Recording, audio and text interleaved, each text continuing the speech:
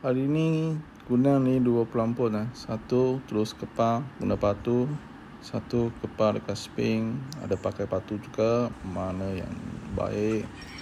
So hari ni kita testkan. Okay, kita pancur umpan. Kita guna soya oil campur roti daily. Matikan cocok roti, tekan lepeh, lain kepar dekat spring macam ni.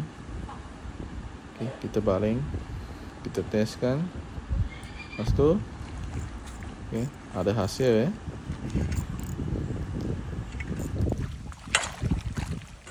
okay, kita kasih naikkan. Okay, satu cara lagi, kita pakai patu 20 gram ke 30 gram macam ni. Pelambut ini pendek saja, kurang dalam 4 inci lah. Okay. Tarik roti 2 keping masuk mata dulu. Lagi mata kain kasih penuh, tekan, kasih kuatkan, tahan.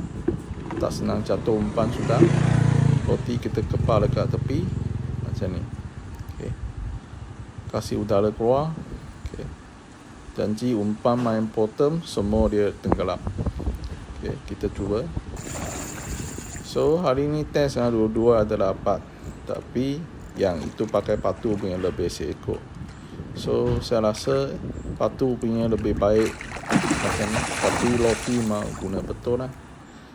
Rasanya kalau baling umpan selalu jatuh, boleh guna spring lah. Selamat mencuba.